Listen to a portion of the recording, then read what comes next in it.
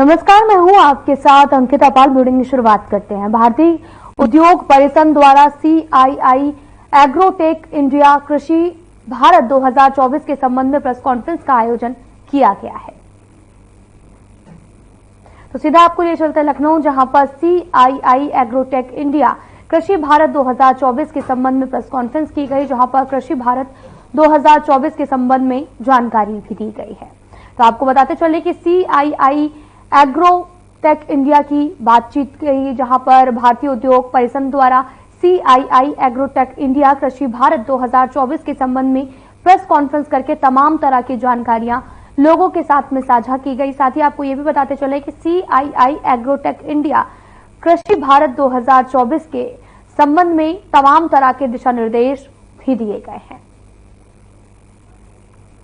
भारतीय उद्योग परिसंघ द्वारा CII एग्रोटेक इंडिया कृषि भारत 2024 के संबंध में प्रेस वार्ता की गई, जहां पर तमाम तरह के भारतीय उद्योग हो या फिर परिसंघ द्वारा तमाम तरह की एग्रोटेक इंडिया कृषि भारत 2024 के संबंध में प्रेस कॉन्फ्रेंस करके तमाम तरह के दिशा निर्देश भी और जानकारियां दी गई हैं। जहां पर आपको बताते चले कि CII एग्रोटेक इंडिया कृषि भारत के बारे में तमाम तरह के प्रेस कॉन्फ्रेंस करके जानकारी दी गई और भारतीय उद्योग परिसंघ द्वारा पूरे मामले पर जानकारी दी गई है।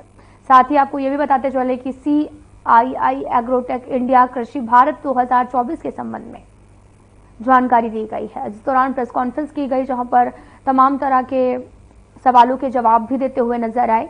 और ये जो प्रेस कॉन्फ्रेंस थी वो CII एग्रोटेक इंडिया के द्वारा की गई थी, जहां पर कृषि भारत 2024 के संबंध में तमाम तरह के दिशा निर्देश जारी किए गए और तमाम तरह के जानकारियां भी यहां पर दी गई हैं। साथ ही आपको बताते चले कि तमाम तरह के जो प्रेस कॉन्फ्रेंस हैं वो भी आयोजित होती रहती हैं। तो इसी दौरान ये प्रेस कॉन्फ्रेंस किया जाता रहा है। 15 संस्करण अभी तक इन्होंने चंडीगढ़ में आयोजित किए, लेकिन माननीय मुख्यमंत्री जी की प्रेरणा से ये 16वां संस्करण पहली बार चंडीगढ़ के बाहर ये लोग आयोजित कर रहे हैं। और उसमें नीदरलैंड्स हमारी पार्टनर कंट्री है।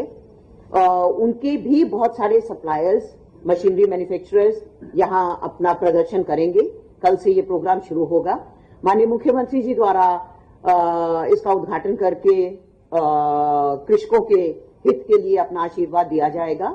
कल सुबह 9:50 से ये कार्यक्रम प्रारंभ होगा और शुभारंभ के बाद तकनीकी सत्र कई चलेंगे, उसके बारे में भी जानकारी आपको दी जाएगी। हमारे प्रमुख सचिव कृषि और CII यहाँ उपलब्ध है, ये लोग आपको जानकारी देंगे पूरी विस्तार से। और उसके साथ ही तकनीकी सत्रों के साथ साथ हमारे किसान भी यहाँ अधिक से अधिक संख्या में आए, इसके लिए प्रयास है कि उनको ये पास जानकारी पहुंचाई जा रही है। और कृषि विज्ञान केंद्रों को, कृषि विश्वविद्यालयों को भी इसमें सहभागी बनाया गया है, ताकि वो भी अपनी तकनीक का यहाँ प्रदर्शन करें और अपने स्टूडेंट्स का यहाँ एक्सपोजर विजिट कराएं। तो एक ये समेकित कार्यक्रम, मल्टी लेयर्ड समेकित कार्यक्रम आयोजित हो रहा है, जिसमें अब मैं चाहूंगी कि प्रमुख सचिव कृषि आपको विस्तार से कुछ आंकड़े बताएंगे और कुछ इस कार्यक्रम के बारे में बताएंगे। मैं उनसे अनुरोध करूंगी।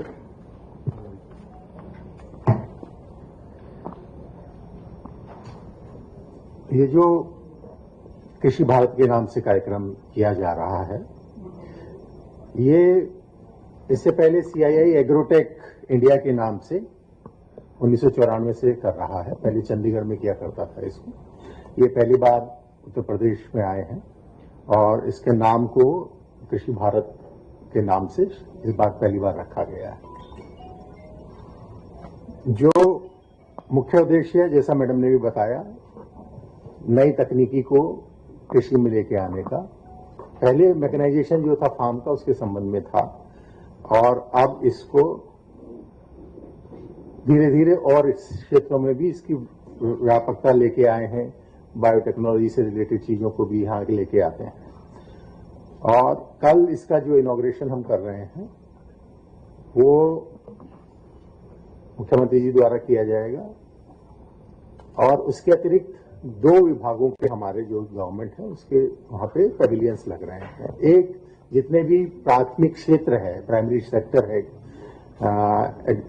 इकोनॉमी का, जिसमें कृषि है, उद्यान है, पशुपालन है, सिंचाई है, सहकारिता है, इन सब के मिलाकर एक पेविलियन हमारा है जो समेकित रूप से हम एग्रीकल्चर की ओर से लगा रहे हैं। और एक इन्वेस्ट यूपी जो लगा रहे हैं वो इंडस्ट्री के एंगल से उसको लगा रहा है। 4 दिन में डिफरेंट टेक्निकल सेशंस इसके अंदर होंगे और कई कंट्रीज से इसमें पार्टिसिपेशन हो रहा है। नीदरलैंड जैसे बताया गया कि पार्टनर कंट्री है, उनके जो डिप्टी मिनिस्टर हैं वहां से आ रहे हैं और वो इनॉग्रेशन में पार्टिसिपेट करेंगे। एक मूवी CIA ने बनाई है जो आपको भी हम लोग दिखाएंगे इस कार्यक्रम के बारे में, और इसमें कई विषयों पे थीम के हिसाब से हमारे प्रतिदिन 4 या 5 टेक्निकल सेशंस हैं जिसमें अलग अलग डिग्निटरीज पार्टिसिपेट करेंगे। कुछ एग्रीकल्चर पे है, कुछ इंडस्ट्री पे है, कुछ हॉर्टिकल्चर पे है, इस तरह से वो है, वो आपको शेयर हम लोग कर देंगे। और जो इम्पोर्टेंट चीज है वो ये है कि एग्रीकल्चर और उसके जो सहयोगी डिपार्टमेंट्स हैं उनका एक बड़ा इंपॉर्टेंट रोल यूपी की इकोनॉमी के अंदर है। न सिर्फ हम लोग एक सिग्निफिकेंट कंट्रीब्यूटर हैं, उसी एंगल से हम कहते भी हैं कि यूपी जो है एग्रीकल्चर डोमिनेटेड इंडस्ट्री वो इकोनॉमी है, बट एक बड़े लार्ज संख्या में जो लोग हैं उनको हम लोग रोजगार भी देते हैं। इसलिए जो लोगों की आय को बढ़ाने का, और कभी कभी हम कहते हैं किसानों की आय को दुगने करने का जो उद्देश्य है, उसमें उद्यान का, पशुपालन का और नई तकनीकी को लाके जो हमारी प्रोडक्टिविटी है, जैसे हम गेहूं की अगर प्रोडक्टिविटी देखें तो हमारी 40 से 44 क्विंटल पर हेक्टेयर के आसपास की प्रोडक्टिविटी आती है, बट इसको लेके हमको जाना है, हमारा टारगेट ये है कि अगले 4 साल में इसको 50 क्विंटल पर हेक्टेयर तक लेके जा सके। इसी प्रकार से जो हमारी चावल के अंदर प्रोडक्टिविटी है वो करीब हमारी 32-33 इस तरह से क्विंटल पर हेक्टेयर के करीब आती है। इसको भी लेके जाने के हम लोगों ने 40 के आसपास लेके जाने का टारगेट किया है। तो जब तक हम नई तकनीकी का इस्तेमाल नहीं करेंगे, नई मशीनों का इस्तेमाल नहीं करेंगे, सीड लगाने का जो तरीका उसको छितरा के बोने की बजाय लाइन से नहीं लगाएंगे, तो उस तरह का जो इम्प्रूवमेंट हमको प्रोडक्टिविटी में लाना है वो नहीं आ पाएगा। इसलिए मैकेनाइजेशन जो है उसका एक इम्पोर्टेंट पार्ट है। दूसरा, ये बात सही है कि उत्तर प्रदेश में पानी की उपलब्धता बहुतायत में है, लेकिन धीरे धीरे एक तो क्लाइमेट चेंज की वजह से और दूसरा जो बिना कंट्रोल के पानी का इस्तेमाल होने से कितना भी पानी आपके पास हो, इसकी कमी लोगों को महसूस होने लगी है। तो उसमें भी जो नए सिंचाई के माध्यम है, लघु सिंचाई के माध्यम है, ड्रिप इरिगेशन है, इस तरह की तकनीकी को अगर नहीं यूज किया जाएगा तो प्रोडक्टिविटी उस हिसाब से हम नहीं बढ़ा सकते हैं। जो हमारे पशुपालन का क्षेत्र है, मत्स्य पालन का क्षेत्र है, उसके अंदर भी कई नई तकनीकों को हम यूज कर रहे हैं। जैसे जो आर्टिफिशियल इंसेमिनेशन हम कराते थे, पहले कहा जाता था कृत्रिम गर्भाधान कराइए, उससे आसानी से आपको जो प्रोजनी आगे मिलेगी, लेकिन अब उसमें भी नई टेक्नोलॉजी आ गई है कि आप ये सेलेक्ट कर सकते हैं कि सिर्फ फीमेल काफ ही पैदा हो, तो उसको हम सेक्स सोर्टेड सीमेन का बात करते हैं। तो उस तरह की नई टेक्नोलॉजीज को यूज करके हमको अपना प्रोडक्शन बढ़ा के जाना है। और इस समय पे यूपी नंबर 1 है, लगभग 50 मिलियन टन दूध का उत्पादन प्रतिवर्ष करके यूपी अग्रणी राज्य बना हुआ है। तो इन सभी क्षेत्रों में हमको जो काम करना है, और इस चीज को क्योंकि पूरा का पूरा सेक्टर ऐसा है जो प्राइवेट हैंड्स में है, हर एक किसान अपनी मर्जी से फसल लगाता है, अपनी मर्जी से गाय पालता है, तो उसको ये कन्विंस करना कि इस दिशा में काम करे टफ काम है, क्योंकि जब तक वो स्वयं नहीं मान जाता, स्वयं से नहीं देख लेता कि इसको करने से फायदा है, वो उसको इम्प्लीमेंट नहीं करता अपने यहाँ। तो जो इस कार्यक्रम का मुख्य उद्देश्य है वो ये है कि वो नई टेक्नोलॉजी को आए, देखे कि उसका क्या इम्पैक्ट है और फिर उसको अपने खेतों में वो उसका प्रयोग करे। आप, मैं अनुरोध करूंगा CIA से कि अगर आप इसको बताने बहुत बहुत धन्यवाद सर।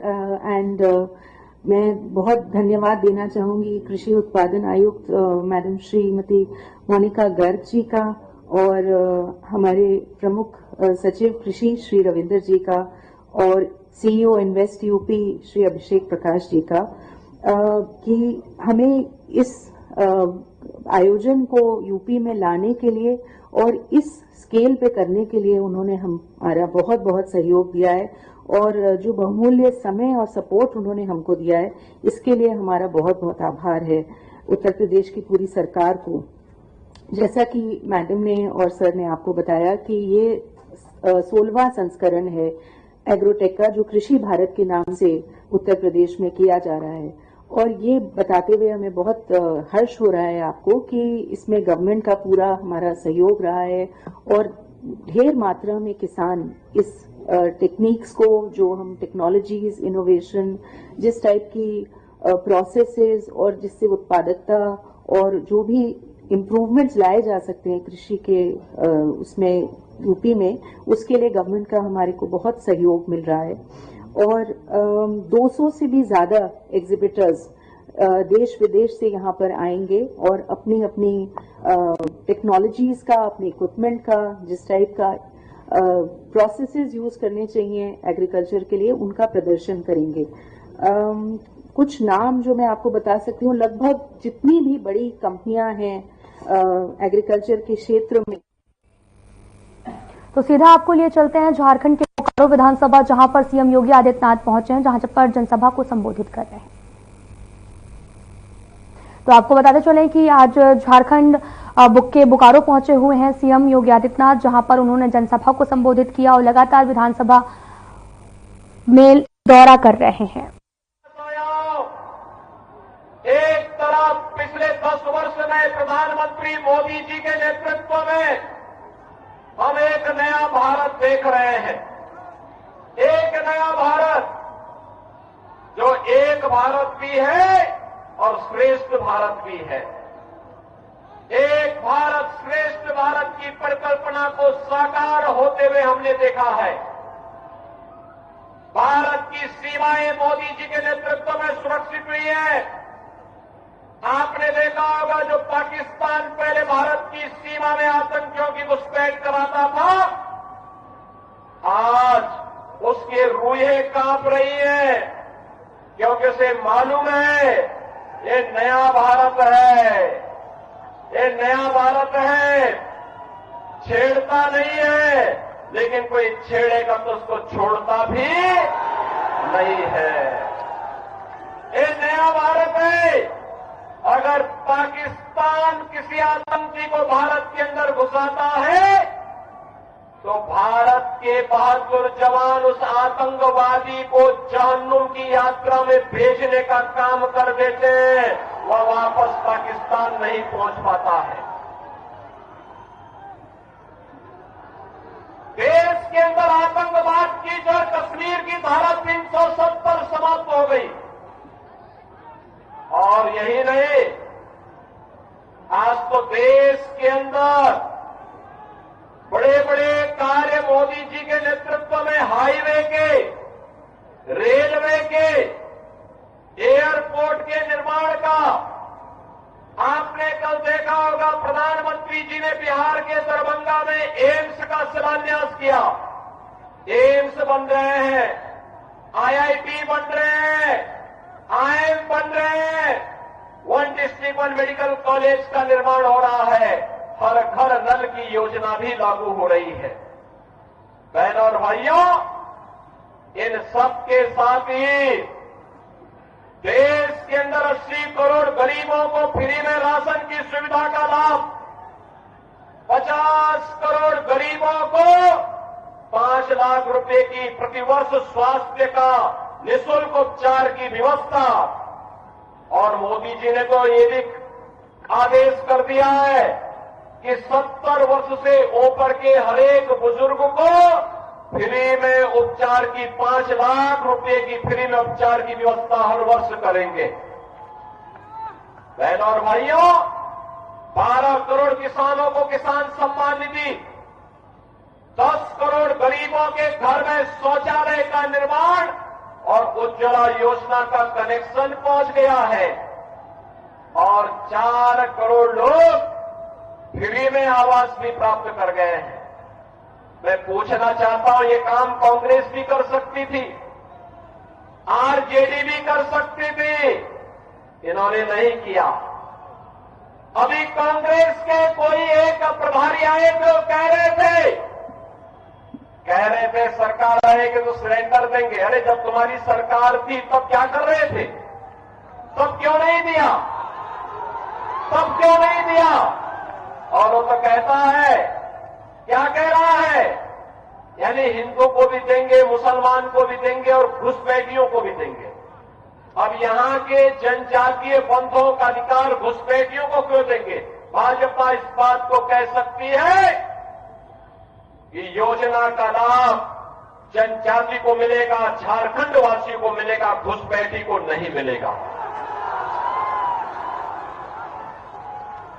और जब कांग्रेस की सरकार थी तब कांग्रेस ने क्यों नहीं किया? आज तो भाजपा कहती है कि सरकार बनते ही 1.5 लाख नौजवानों के लिए नौकरी के विज्ञापन निकाल करके उनकी नौकरी के लिए पहली कैबिनेट में हम लोग घोषणा करेंगे। भाजपा ने कहा है सरकार बनते ही प्रत्येक महिला को हर महीने 2100 रुपए हर महीने उपलब्ध करवाएंगे। हर महीने उसके खाते में पैसा जाएगा। भारतीय जनता पार्टी ने कहा है हर नौजवान को जो ग्रेजुएट और पोस्ट ग्रेजुएट पास है उसको 2000 रुपए महीने का बेरोजगारी भत्ता भी देंगे। भाजपा ने कहा है रसोई गैस का सिलेंडर 500 रुपए में देंगे और साल में 2 फ्री का सिलेंडर भी भर करके उपलब्ध करवाने का काम झारखंड वासियों को उपलब्ध करवाएंगे। बहन और भैया, भाजपा जो कहती है करके दिखाती है। लेकिन एक कांग्रेस, झारखंड मुक्ति मोर्चा और आरजेडी क्या कर रही है? इन्होंने लूट खसोट के अलावा क्या किया है? आज झारखंड को लव जेहाद और लैंड जेहाद का अड्डा बना दिया है। लव जेहाद और लैंड जेहाद का मुद्दा बना दिया है। दूसरी शादी, तीसरी शादी, चौथी शादी जनजातीय बेटियों को बहका करके यहां पर करके फिर उनकी जमीन पर कब्जा कर दिया जाता है। रोटी, बेटी और माटी तीनों का संकट आज झारखंड के अंदर खड़ा हो गया है। और इसीलिए मैं आपका आह्वान करने के लिए आया हूं कि बहनों और भाइयों, झारखंड की पावन धरा, धरती आबा भगवान बिरसा मुंडा की पावन धरा है। इस पावन धरा को हमें लैंड जेहाद और लव जेहाद का अड्डा नहीं बनने देना है। इस धरती को बांग्लादेशी घुसपैठियों और रोहिंग्या घुसपैठियों की यहां पर अराजकता का अड्डा नहीं बनने देना है। मुझे जो बताया गया कि चंदन क्यारी में क्या हुआ, दुर्गा मूर्ति के जुलूस पर हमला कर दिया गया, मूर्ति खंडित कर दी गई, पूजा नहीं करने दिया गया। जनजातीय बेटी और बहनों की इज्जत के साथ वे लोग छेड़छाड़ करते हैं, खिलवाड़ करते हैं। बहनों और भाइयों, इन गोंडा और इन अराजक तत्वों का उपचार केवल भाजपा है, भाजपा। याद करिए 2017 के पहले उत्तर प्रदेश में भी ऐसे ही होता था और आज उत्तर प्रदेश में न कोई घुसपैठी है, न कोई लव जेहाद है, न कोई लैंड जेहाद है, न कर्फ्यू है, न दंगा है। यूपी में सब चंगा है। यूपी में सब चंगा है। यूपी में कोई दंगा नहीं, कोई रामनवमी के जुलूस में, कोई दुर्गा मूर्ति की पूजा के पंडाल में शोभा यात्रा पर हमला करने का दुस्साहस नहीं कर सकता है, क्योंकि जो करेगा उसे मालूम है कि इसके बाद की यात्रा केवल यमराज के घर जाने की यात्रा होगी। और इसीलिए मैं आपसे कहने के लिए आया हूं, ये कांग्रेस, झारखंड मुक्ति मोर्चा, ये आरजेडी आपको लड़ाई की जाति के नाम पे, मुंडा को संथाल से, पासवान को मुसहर से आपस में ही जाति जाति को लड़ाने का काम कर रही है, करेगी। और आप बटेंगे तो ये लोग मुस्लिम तुष्टीकरण करेंगे। जुलूसों पर हमला करेंगे, आपके पर्व और त्योहार को शांतिपूर्ण तरीके से नहीं होने देंगे। डबल इंजन सरकार का लाभ क्या है? आपने यूपी में देखा होगा, 500 वर्ष पहले एक विदेशी आक्रांता ने भगवान राम के मंदिर को तोड़ दिया था। कांग्रेस 65 वर्षों तक भी कभी कुछ नहीं कर पाई। वो तो कहती थी राम हुए ही नहीं।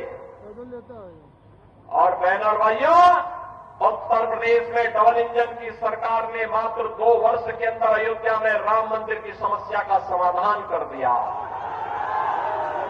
आज तो अयोध्या में भगवान राम का भव्य मंदिर बन गया है। अयोध्या दुनिया की सुंदरतम नगरी बन रही है और मैं इसीलिए आपका आह्वान करने के लिए आया हूं। हमें बटना नहीं है। बटे थे तो अयोध्या में अपमान झेलना पड़ा था। बटे थे तो देश कट करके बांग्लादेश और पाकिस्तान बन गया। बटे थे तो हिंदुस्तान और बेटियों की इज्जत के साथ खिलवाड़ हुआ था। हम बटे थे तो कटे थे। एक रहेंगे तो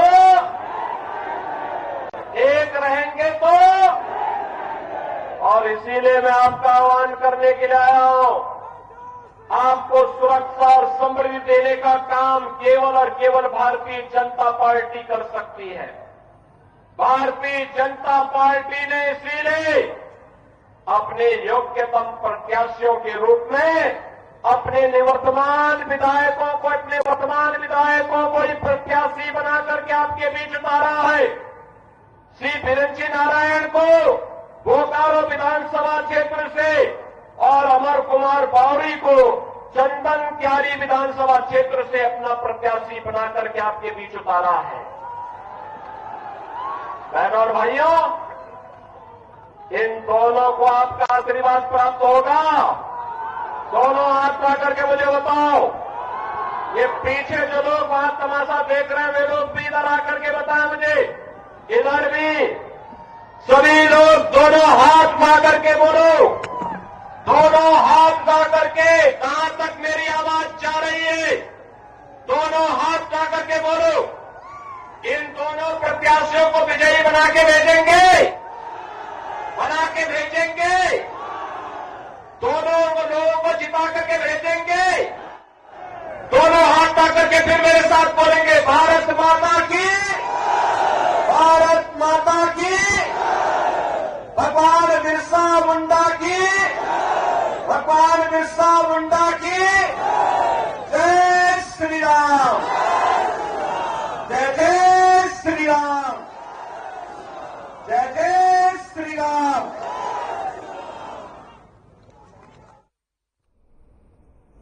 तो आप सीएम योगी आदित्यनाथ को सुन रहे थे, जो कि झारखंड के बोकारो पहुंचे थे, जहां पर प्रत्याशियों के पक्ष में लगातार चुनाव प्रचार कर रहे हैं और उनको जिताने की अपील भी लोगों से करते नजर आए। साथ ही उन्होंने अयोध्या के मुद्दे पर बोला और साथ ही यूपी के तर्ज पर उन्होंने कानून के जो भी उल्लंघन करते हैं उन पर कड़ी कार्रवाई की बात भी कही थी। फिलहाल बुलेटिन में इतना ही। नमस्कार।